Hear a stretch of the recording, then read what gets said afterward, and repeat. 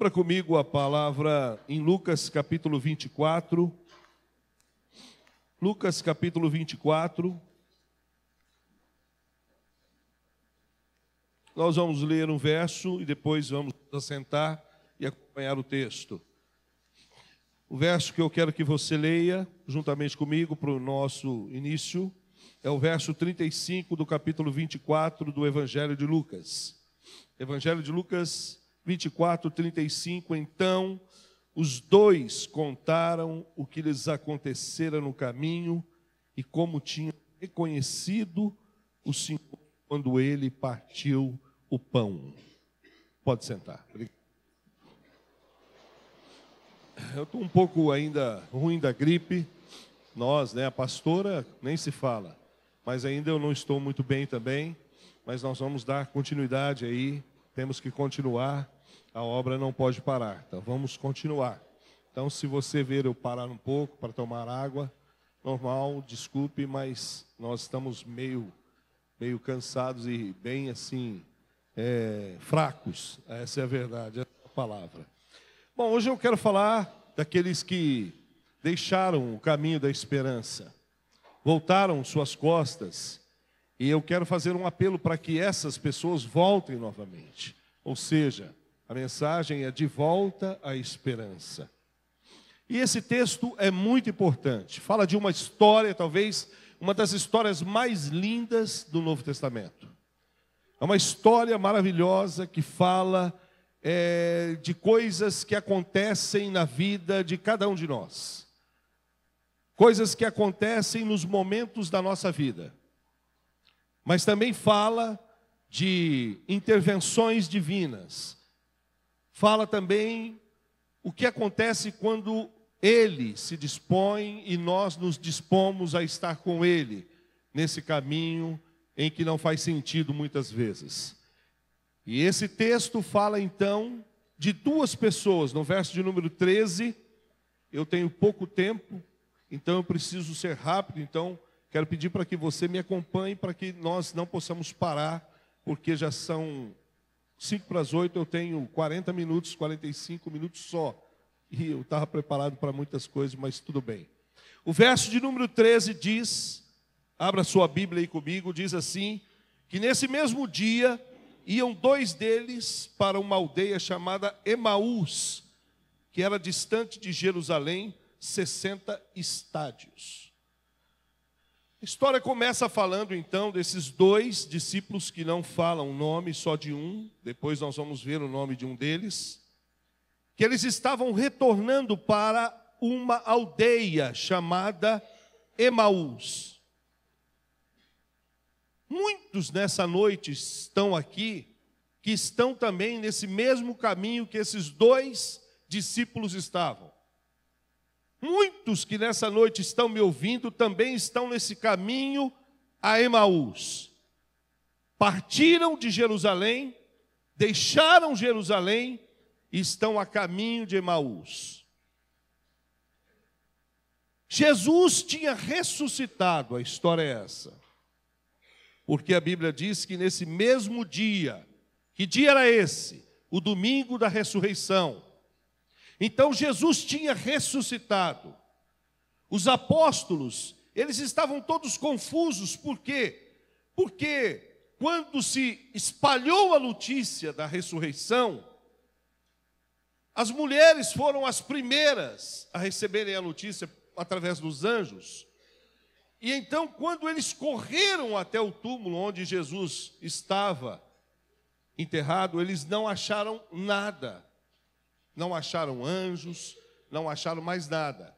Ou seja, os apóstolos, João e Pedro. Então eles estavam muito confusos ainda, porque Jesus também não tinha ainda falado com Maria. Lembra que ele fala com ela no jardim? Isso ainda não tinha acontecido. E cada um dos seus discípulos, dos seus apóstolos, começaram então a voltar na sua vida comum, na sua vida normal, porque até então, diante daquela confusão, eles não sabiam o que de fato tinha acontecido, que tinha acontecido com o Senhor, a ressurreição.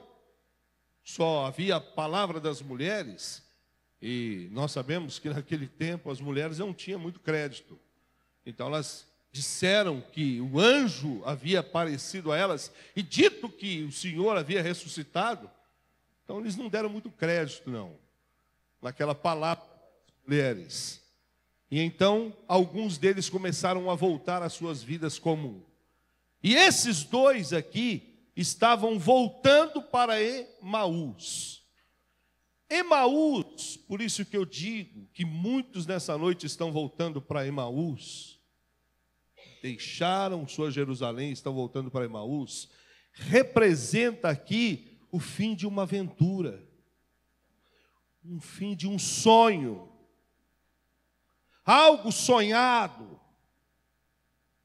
algo bonito, uma história linda, que aqueles homens sonharam durante 3 anos e meio, com aquele Jesus de Nazaré, homem ungido de Deus, pregador do Evangelho, que pregava o Evangelho, curava enfermos, leprosos, ressuscitava mortos.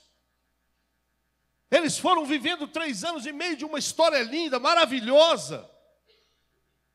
Mas de repente, como no apagar das luzes, tudo terminou, tudo acabou. Aquela coisa bonita, aquele sonho, aquilo que eles traziam dentro de si, já não existia mais por aquele momento. Tudo se tornara num fracasso. Tudo acabara ali diante dos olhos deles. Então, ir para Jerusalém, ou ir para Emaús, melhor, era trocar o sentido para o nada. Era sair da plenitude para o vazio. Era uma coisa totalmente inversa. Algo totalmente diferente. Quantos de nós não vivemos a glória do Jerusalém? Quantos aqui já não viveram glória na sua Jerusalém? Passaram momentos maravilhosos com Deus, experiências maravilhosas com o Senhor. Viveram dias maravilhosos na presença de Deus. Mas talvez por um acidente na vida, um problema no casamento, talvez uma oração não respondida, talvez alguma coisa que durante esse percurso, essa caminhada nossa, na nossa vida com Deus, alguma coisa não deu certo. E aí o que acontece? Nós viramos as costas para a nossa Jerusalém, para aquilo que é glorioso, para aquilo que é maravilhoso, e partimos para aquilo que não é nada. Deixamos a capital e invadimos ali a periferia.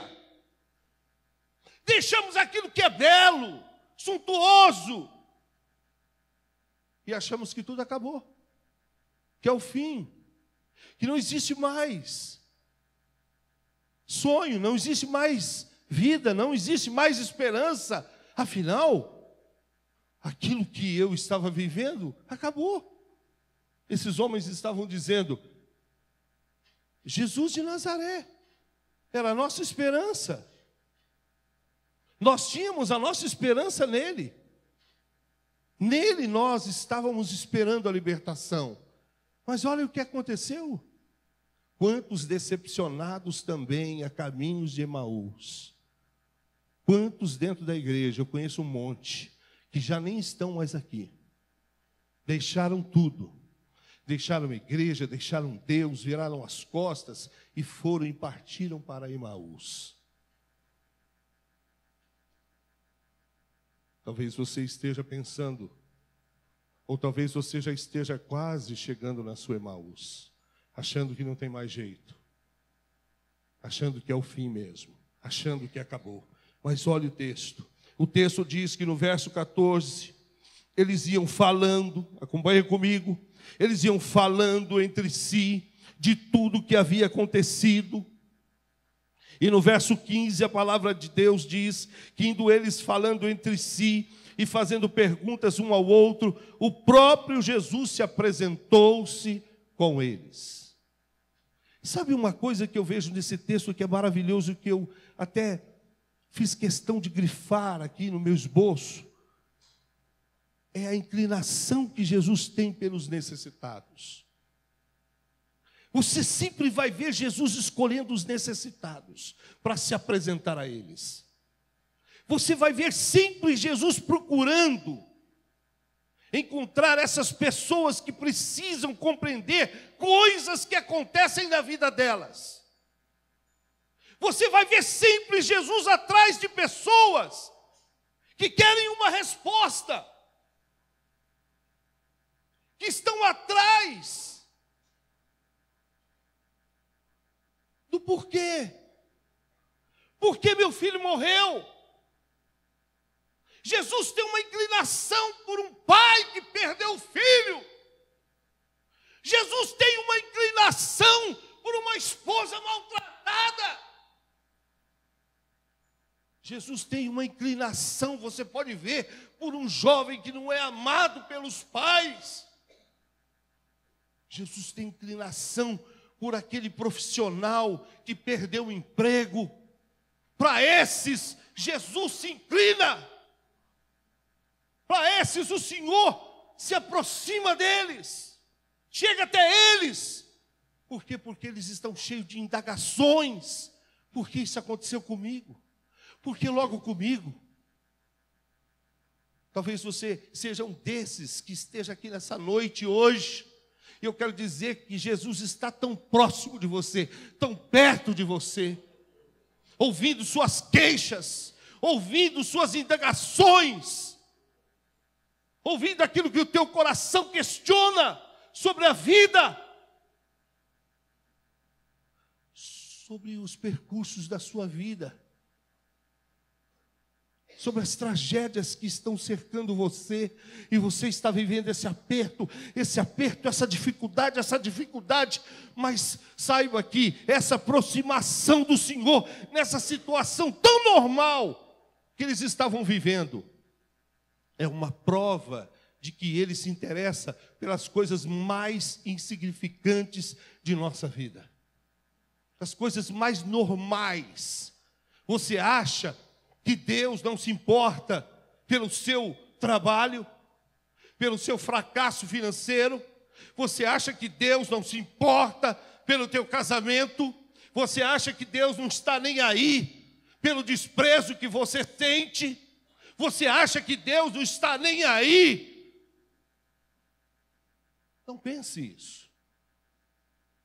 Ele se aproxima dos fracos. Ele se aproxima dos doentes. Ele se aproxima sempre, sempre você vai ver Jesus se aproximando de pessoas assim. E aqui estava esses dois, cheios de indagações. Mas por quê? Por que aconteceu isso com ele? Logo ele que fazia tantos milagres, por que foram crucificá-lo? Por que crucificaram um homem tão bom assim? O texto continua dizendo, como eu disse, tenho pouco tempo, muito para falar. Fala no verso de número 16, que os olhos deles, porém, estavam como que fechados, e eles não o reconheceram. E por que não reconheceram? Eu quero falar sobre 3 coisas, porque eles não reconheceram o Senhor naquele momento. Desculpa, irmãos. Primeiro delas, eles não reconheceram porque os olhos daqueles 2 homens estavam fitos na cruz e não no túmulo vazio. Entenderam? Os olhos deles estavam fitos na cruz e não no túmulo. Lá estava o túmulo vazio, mas eles preferiram olhar para a cruz e continuar olhando para a cruz. É incrível, mas dentro da igreja existe um número de pessoas que prefere continuar olhando para aquilo que representa a derrota. Incrível, mas as pessoas não querem olhar para outra direção. Preferem olhar para aquilo que representa, nesse texto, uma derrota. Não que a cruz seja uma derrota, mas nesse texto aqui, era uma representação de derrota. E o túmulo vazio era uma representação daquilo que era a esperança, porque Jesus havia ressuscitado. Ei, para onde você está olhando hoje? Teus olhos ainda estão sobre aquilo que já foi, acabou? Ou por aquilo que renasceu e reviveu? Para onde você tem olhado? Para aquilo que representa uma derrota na sua vida? Ou você tem olhado para aquilo que é uma esperança para você? Basta você virar os teus olhos. É uma questão de ótica. Olha para aquilo que te dá esperança. Lembra daquilo que Lamentações fala? Eu vou pensar naquilo que me dá esperança. Eu vou trazer à memória coisas que me dão esperança. Mais ou menos isso. Eles estavam lá ainda olhando para a cruz. Jesus nem estava mais lá. Já tinha ressuscitado, mas eles estavam ainda contemplando o Senhor morto. Mataram nosso Senhor, mataram Jesus. Até quando vamos ficar assim, adorando a derrota, falando da derrota, cultuando a derrota, prestando adoração à derrota? Se existe o Senhor ressurreto, se existe a esperança diante dos nossos olhos, se existe a esperança para contemplarmos, olhemos então para a esperança. Segunda coisa, eles queriam que Jesus fosse o que não era. Porque se você ler o texto, eu não posso ler todo o texto, mas se você ler do verso de número 17 até o verso de número 27, que são 10 versículos, vamos ler algumas coisas para você entender. Olha só o verso 18. Um deles, cujo nome era Cleopas, perguntou-lhe: és tu o único peregrino em Jerusalém que não sabes das coisas que aconteceram lá nesses dias? Perguntou Jesus. Quais? Responderam eles: as que dizem respeito a Jesus de Nazaré, que foi profeta, poderoso, olha só, em obras, palavras diante de Deus e de todo o povo, e como os principais sacerdotes, as nossas autoridades, o entregaram para ser condenado à morte e o crucificaram. Ora, nós esperávamos que fosse ele quem nos redimisse, mas agora, além de tudo isso, já é o terceiro dia desde que essas coisas aconteceram. Olha só, irmãos. Eles, na verdade, queriam que Jesus fosse uma coisa que ele não era. Ou seja, para eles, Jesus deveria ser o grande libertador político, aquele que viria e levaria Roma aos pés dos judeus, aos pés da religião ali, e todos deveriam ficar ali sobre o governo de Jerusalém. Esse era o sonho deles. Olha, tem muita gente aí procurando um Jesus errado, ainda do mesmo jeito. Tem muita gente dentro da igreja ainda atrás de um Jesus errado. Tem muita gente aí afora, atrás de um Jesus que não é o Jesus que a Bíblia apresenta. Qual é o Jesus que você está procurando? Qual é o Jesus que você conhece? Lembra daquilo que Jesus falou para os discípulos? Ei, quem dizem os homens aí que eu sou? Quem eles dizem que eu sou? Uns dizem que o Senhor é Elias, outro Jeremias, outro. E vocês? Quem eu sou para vocês? Pedro, por uma revelação, claro, tu és o Cristo, filho do Deus vivo. Isso foi uma revelação, porque ele jamais falaria aquilo de si. Tem muita gente aí, atrás de um Jesus curandeiro. Tem muita gente aí atrás de um Jesus quebrador de galho. Tem muita gente aí atrás de um Jesus que faz barganha. Eu te dou isso, o Senhor me dá isso.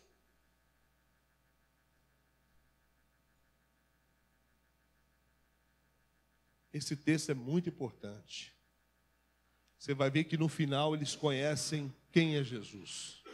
Quando os olhos se abrem, nós sabemos quem é Ele.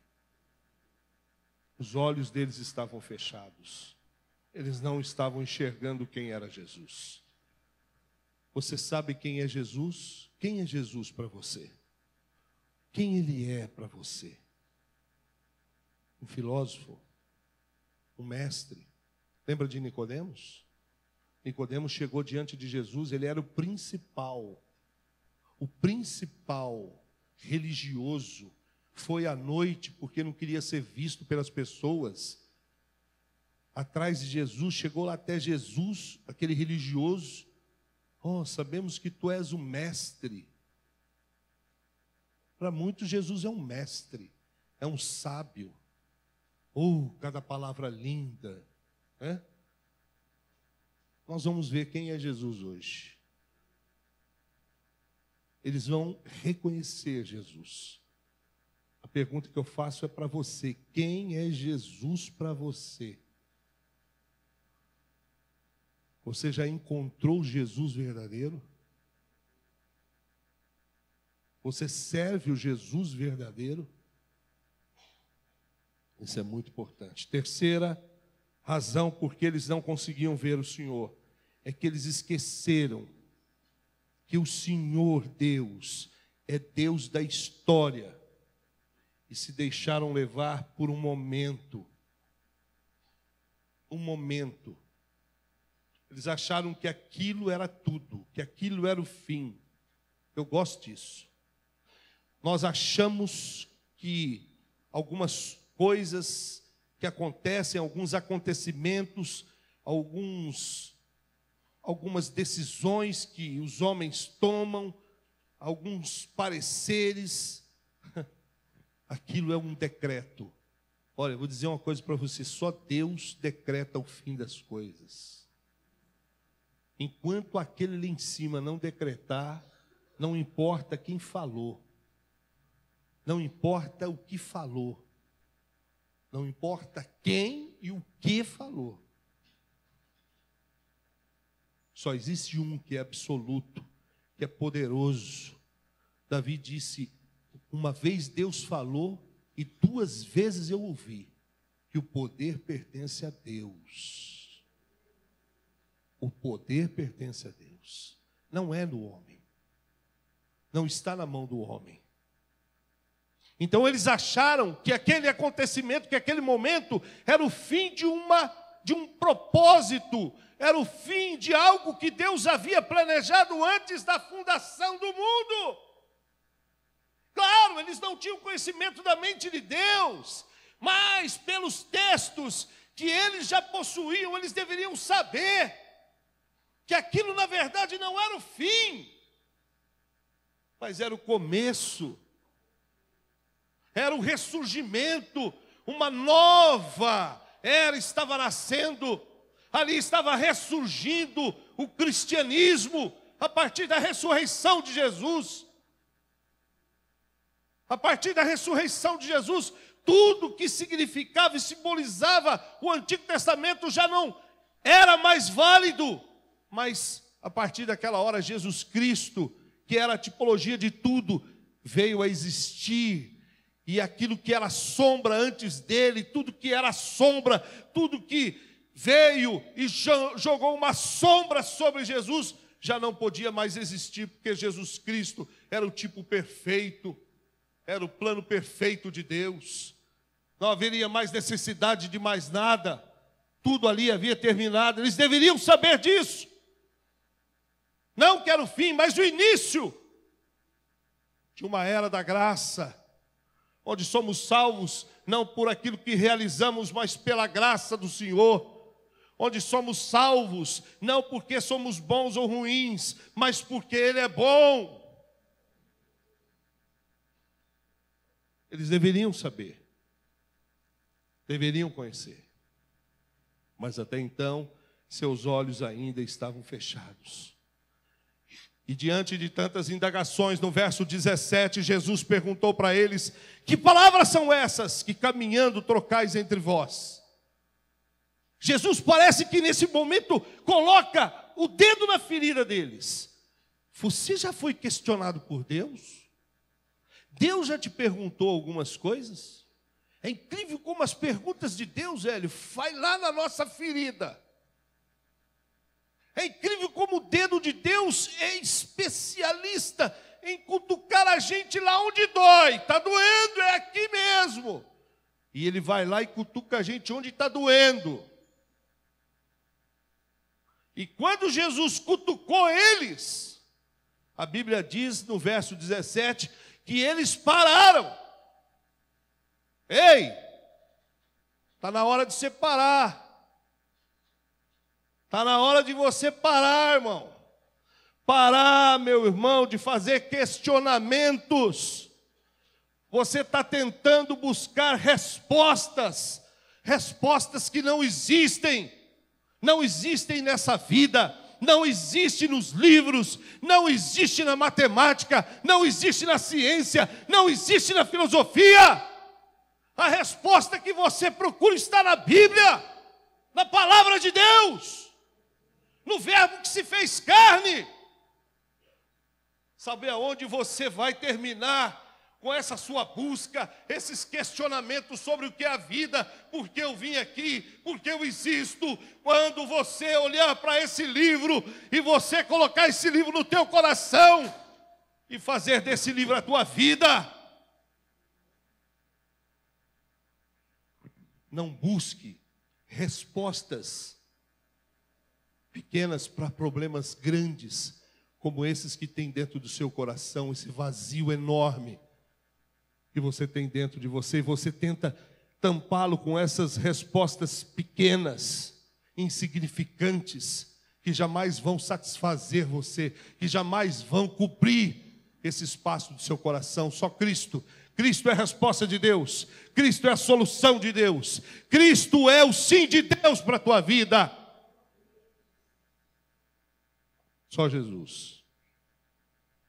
E aí, a gente depara no verso de número 28 e 29. Eu quero que você leia comigo. Eles estavam quase chegando, era uma caminhada de 11 quilômetros. Isso se podia fazer em 2 horas, tranquilamente. Mas eu não sei por que eles demoraram tanto esse dia. Talvez porque vieram conversando. Jesus falou de quase todas as escrituras para eles, porque o texto fala que Jesus veio falando de Moisés, dos profetas, e veio falando com eles, e falando com eles, e falando com eles. E o tempo foi passando, e já era quase noite. Lembre-se que eles saíram cedo de Jerusalém, estavam a 11 quilômetros de Emaús, 2 horas, mas eles demoraram. E quando eles estavam chegando em Emaús, na desistência, na volta da mediocridade, daquela vida sem graça, naquela monotonia, naquele vazio, eles tinham deixado a glória, estavam voltando para Emaús, para a vida deles. No verso 28 diz que quando se aproximaram da aldeia para onde iam, fez ele com que ia para mais longe. Jesus fez como que se fosse para mais longe, como se... E eles, porém, 29, insistiram, dizendo: fica conosco, pois é tarde, e o dia já se declina. Então Jesus entrou para ficar com eles. Eu quero dizer sobre essa companhia maravilhosa que é Jesus. Quando Jesus está conosco, quando Jesus está ao nosso lado, então nós temos uma revelação de quem nós somos e de quem Ele é. Estamos chegando no ápice da mensagem. Quando Ele está conosco, nós então conhecemos quem nós somos. Eu gosto muito daquele texto que a pastora pregou esses dias. Eles estavam no barco, emprestado por Pedro, e quando Jesus ordena eles lançarem as redes, eles lançam as redes depois de uma noite fracassada. A Bíblia diz que logo a rede vem cheia de peixes. Qual é a reação de Pedro? Vamos ver se você lembra. Arreda-te de mim, porque eu sou pecador. Incrível, quando estamos perto dele, nós reconhecemos quem nós somos. Nós reconhecemos a nossa miséria. Por isso que, quanto mais próximo de Deus, mais humilde você se torna. Mais servo de Deus você se torna. Crentes arrogantes, crentes que vivem dando patada nos outros, estão longe de Deus. Arrogantes, orgulhosos, metidos, cheios de ostentação, estão longe de Deus. Podem ter 30 anos de igreja, 50 anos de igreja, estão longe de Deus. Sabe quem está próximo de Deus? Os humildes, os simples, os pequenos, as crianças em Cristo. Esses são aqueles que vivem ao lado do Salvador. Esses são aqueles que estão sempre perto, porque eles reconhecem quem eles são, eles sabem quem eles são. Interessante que, se você ver, durante toda essa conversa, conversaram quase o dia todo. Durante todo o caminho, eles vieram conversando e falando de Gênesis, falaram de Abraão, de Moisés, de Davi, de Jeremias, de Isaías, foram falando de tudo isso, mas para eles aquilo não estava ainda bom, completo. Eles ainda não estavam satisfeitos, eles queriam mais. Por isso eles disseram: fica conosco, já é tarde. Está tão gostosa essa conversa, está tão boa essa conversa. Fica conosco, queremos aprender mais. A tua conversa foi boa para a gente, a tua conversa foi boa para nós.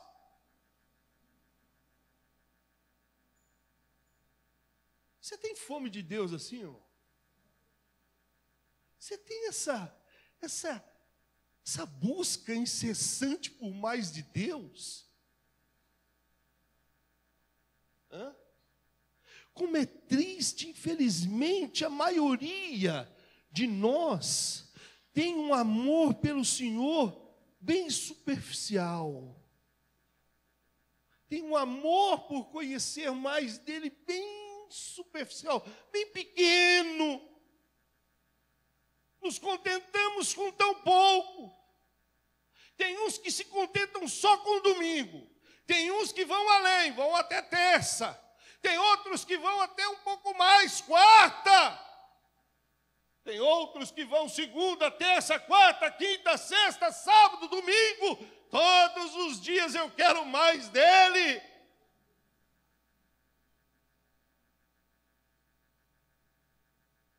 Qual é o nível seu?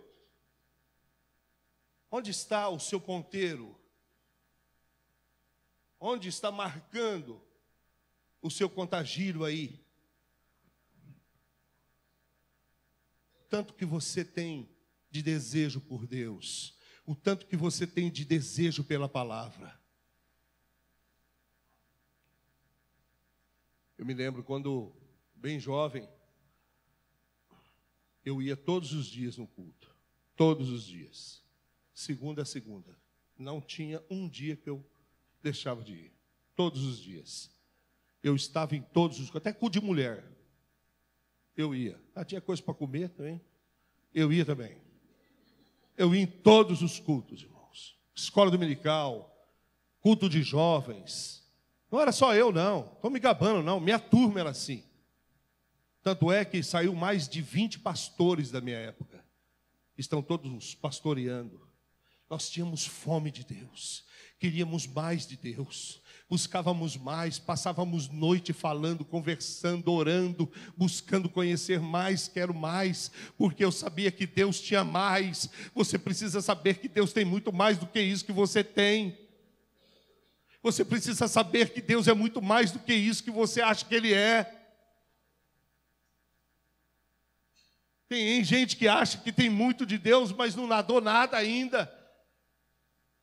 Só molhou os pés nesse oceano.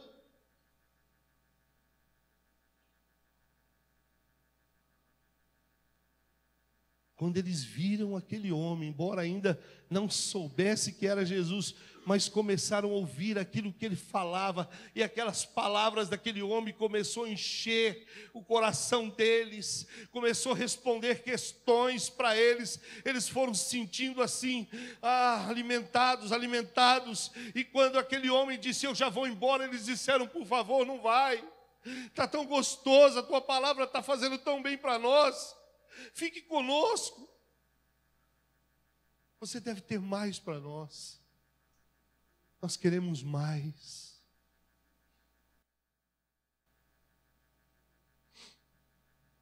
Verso 30 e 31. Estando com eles à mesa, então ele tomou o pão, abençoou e partiu e lhes deu. E os olhos deles se abriram e o reconheceram, mas ele desapareceu diante deles. Se você quer mais de Jesus, você precisa conviver mais com Ele. Você tem que chamar Ele para comunhão. Ei, Jesus, entra aqui. Jesus, senta aqui comigo na mesa. Jesus, porque sem essa convivência com Ele, os nossos olhos vão continuar fechados. Se aqueles homens não tivessem trazido Jesus para a sua casa, se aqueles homens estivessem satisfeitos e tivessem aceitado ali que ele fosse embora, eles continuariam sem ver, continuariam cegos, sem esperança. Mas porque eles quiseram mais, porque eles desejaram uma maior convivência com aquele homem que falava de coisas profundas, os seus olhos foram abertos. Quanto mais você tem de Cristo, mais você vai ter, irmão, discernimento, mais você vai ter conhecimento, mais teus olhos serão abertos, mais noção da vida você vai ter. Agora, se você não convidar Jesus para ficar com você, você não vai avançar. Teu cristianismo não vai avançar, tua vida não vai avançar, você vai ficar patinando, você vai viver esse cristianismo raso, esse cristianismo superficial, sem vida, sem graça. Você não vai ter desejo pela Bíblia, desejo pela oração, desejo pelo jejum, desejo por nada.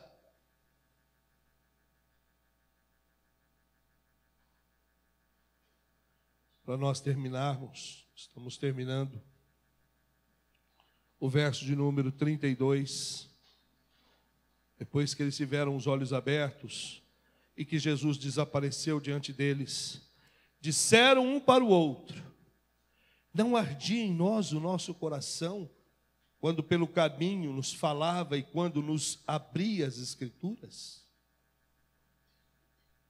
Eles estão relatando aqui que enquanto eles estavam no caminho andando, cada palavra que Jesus falava ardia no coração deles.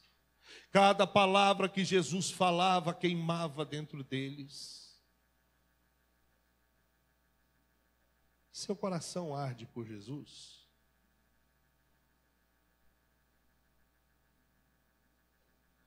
Existem muitos que já tiveram seus corações ardendo por Jesus, mas hoje, infelizmente, outras paixões tomaram seus corações, e seus corações palpitam mais por essas outras coisas do que por Jesus. Por que em teu coração mais queima? Por que em teu coração mais arde?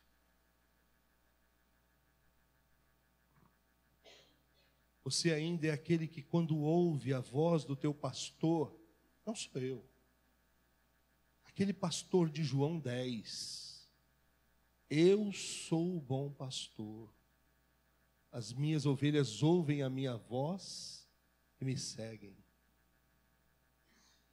Você ainda ouve a voz do teu pastor, e quando ele fala com você, você ainda arde pela voz do teu pastor? Você ainda sente arder dentro de você a voz daquele que é o teu guia, o teu Senhor, o teu amado? Eu estava lendo ontem, minhas meditações diárias, as 10 virgens. Quando elas ouviam a voz, eis o noivo, elas estavam dormindo, mas quando elas escutaram, eis o noivo, elas acordaram, levantaram, os corações começaram a queimar, porque era a hora que elas esperavam, que elas aguardavam, era aquele chamado, porque alguém saía na frente do noivo num cortejo, e naquele cortejo essa pessoa ia falando pelas ruas da cidade, pela vila, dizendo, eis o noivo, eis o noivo. E a Bíblia diz que quando aquelas 10 virgens ouviram, elas acordaram e saíram ao encontro do noivo.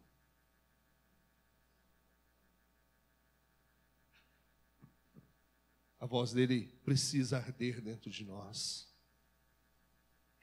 Nessa noite eu quero que você redescubra Jesus, como esses dois vieram a redescobrir. Quando eu falei para vocês, agora eu volto um pouco lá atrás, que eles iriam conhecer Jesus, eu quero falar agora um pouco sobre isso. Eles não conheciam Jesus. Eles achavam que conheciam Jesus. Eles viam em Jesus um general militar que iria libertá-los da opressão de Roma. Para eles, o Messias era esse libertador da opressão romana. Mas, na verdade, eles conheceram agora. Depois que eles observaram a cruz e observaram o túmulo vazio, que eles conheceram quem era Jesus. Depois que você olha para a cruz vazia, olha para o túmulo vazio, você conhece quem é Jesus. A cruz representa o Salvador. Foi lá que ele ganhou o título de Salvador. Não há outro Salvador além dele. A religião não morreu por você. Ninguém morreu por você. Seu pai, sua mãe, ninguém. Jesus morreu por você. E quando ele morreu por você, morreu por mim, ele se tornou o nosso Salvador. Então eles entenderam que Jesus era o Salvador. Mas quando eles olharam o túmulo vazio, já não era só o Salvador. Ele se tornara o Senhor da vida e da morte. Por isso que quando ele ressuscita, ele chama os discípulos e diz, todo o poder me foi dado nos céus e na terra. Ele se tornaria então o Senhor. Por isso Filipenses diz, Paulo escrevendo aos Filipenses disse que por causa disso Deus deu a Jesus um nome a qual todo joelho se dobrará, o nome de Senhor. Não existe outro Senhor. César não é Senhor. Isso os discípulos entendiam. Os discípulos compreendiam. Para nós isso é muito fácil, mas naquela época era muito difícil. Porque quando Jesus ressuscitou, eles compreenderam que existia só um Senhor, que não existia outro Senhor. Então, quando eles se encontravam, a saudação deles era César é o Senhor. Os discípulos diziam não, Jesus é o Senhor. Eles eram açoitados, mortos. Mas ele compreendeu eles entenderam que Jesus não era um curandeiro, que Jesus não era um libertador só. Jesus não é só aquilo que Ele fez na sua vida até hoje. Jesus não é aquele que arrumou teu casamento. Jesus não é só aquele que libertou você do vício. Jesus não é aquele que só curou você da sua enfermidade. Jesus não é só aquele que tirou você da prostituição. Jesus é muito mais. Ele é Senhor da vida, Senhor dos céus. Ele é Deus, glorioso Deus. Anjos se prostram diante dele, anciãos o adoram. Não é isso que nós vemos aqui, não. Um anjo é capaz de matar mais de 1 milhão de pessoas na Bíblia. Soldados, exércitos inteiros eram mortos por um golpe de um anjo. Esses anjos se prostram diante de Jesus. Sabe qual é o nome dele lá? Príncipe da glória, príncipe do céu. Oh, meu irmão, quando você lê aqueles salmos que a gente cantava tão alegremente: ó, levantai-vos vós a vossas cabeças, levantai-vos, ó portais eternos, para que entre o Rei da glória. Foi justamente depois da ressurreição. Jesus se ausentou do céu, ficou 33 anos aqui, viveu aqui. O céu não aguentava de tanta saudade do príncipe, de tanta saudade do Senhor. E quando ele morreu, ressuscitou, ele voltou para a glória. E quando ele chegou lá estavam aqueles anjos esperando o retorno dele. Mas ele chegou mais glorioso, ele chegou mais poderoso. E quando ele começou a entrar por aquele lugar, os anjos diziam: quem é esse que vem? E eles diziam: este é o Senhor da glória. Levantai-vos, ó portais eternos, para que entre o Rei da glória. Esse é o teu Senhor, esse é o meu Senhor, esse é o nosso Deus. O Deus que você e eu precisamos conhecer. O Deus que nós necessitamos estar todos os dias em nossa mesa com Ele, para termos mais comunhão com Ele, para termos mais vida com Ele, para que essa vida, para que esse mundo não nos trague, para que nós não venhamos a desejar de volta ao nosso Emaús. Nessa noite eu quero convidar você para voltar para a tua Jerusalém. Ei, Jesus ressuscitou, tua esperança está viva. Volte para a tua Jerusalém. O túmulo está vazio. Deixa a sua Emaús e volte para a tua esperança. Retorne de novo para o lugar da sua esperança. Retorne para aquele lugar de glória. Aquele lugar tão visitado por Deus. Aquele lugar onde Ele fez tanto, operou tanto. Retorne para a tua Jerusalém nessa noite. Retorne para o lugar onde você não deveria ter saído. Retorne para as tuas esperanças. Não é o fim. Ele ressuscitou. Não acabou, Ele está vivo. Creia, creia, porque tudo é possível aquele que crê.